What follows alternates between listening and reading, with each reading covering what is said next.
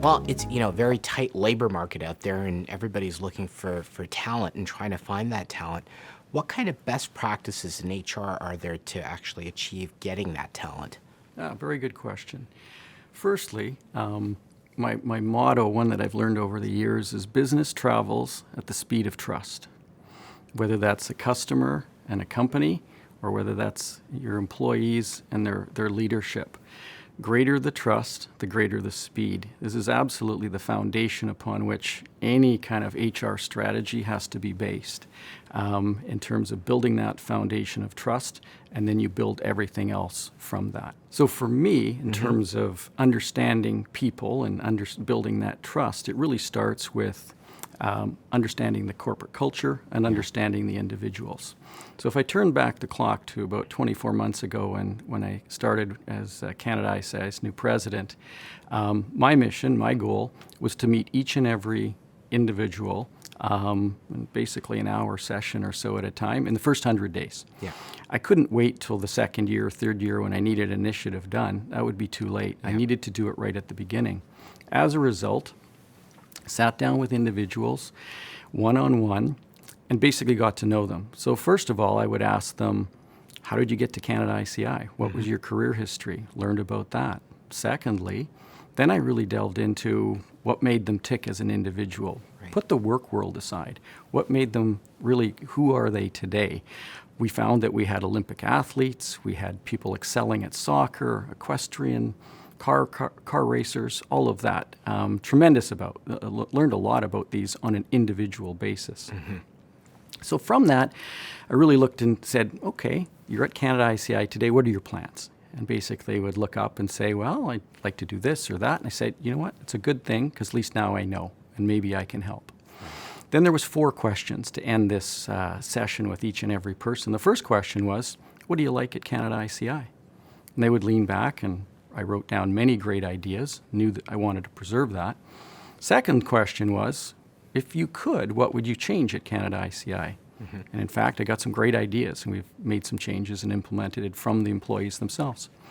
Thirdly, I said, what are the opportunities sitting in your chair, whether that be underwriting, brokerage, accounting, finance, what do you see opportunities for Canada ICI? Great ideas coming from the team. And then lastly, my last question, on a scale of 1 to 10, 10's awesome, 1's not so great. Where do you feel today sitting in your chair? Not looking back, not looking forward, but just where you are today. So I wrote down those answers, and after compiling 80 or so of those, looked at the number, 8.5 out of 10. Is incredible. Wow. A powerful culture, a powerful group of people working collectively together. And I said, wow, I have to preserve that. So that was the foundation of looking at culture and individuals, and that's the basis for any HR strategy, in my opinion, regardless whether it's good times or bad. Oh, that's fantastic. Interesting. You said, when you interviewed different people, they had different, different walks of life, came from different places. Interested in a little bit in that, obviously things have changed in terms of the demographics of our labor force. There's certainly, a lot of older people still in the labor force and there are younger people coming up. Have you noticed different expectations from the different demographics at all? Oh, great question. Corporate diversity has tremendous benefits and importance to any corporate entity these days. There's many definitions and facets of diversity. I'll pick a couple. Ethnicity. I look at Canada ICI and I see an absolute melting pot of various cultures. And with those cultures, people come from a different background. They look through a different lens. And when you combine that together, it helps the decision-making process immensely. So very powerful from different, ethnic groups within our company. Second one might be age. We have 20-somethings and we have 60-somethings. Average age of Canada ICI is 35 years old. I always say youth and talent at the group.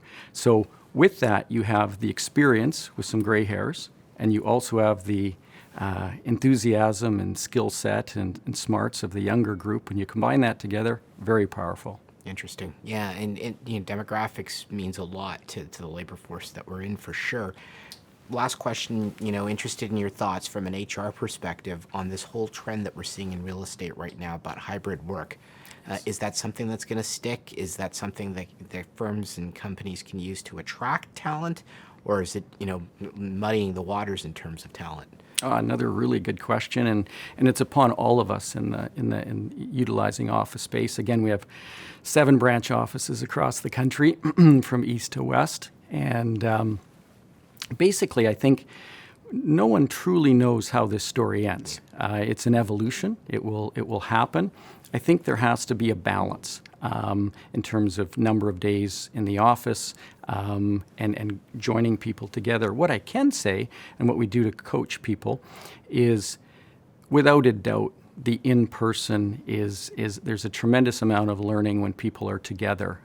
It's learning through osmosis almost. You may not be directly involved, but you'll pick up on that conversation. You'll listen to that broker making a call, another underwriter having a challenge, and you'll pick up on that, where if you were not there in person, that would be a challenge. So I see it evolving. I think that you can't use force. I think it has to be persuasion. That's a powerful concept these days. It's actually there's a paradox, the power paradox, it's called. The greater the force, the greater the resistance.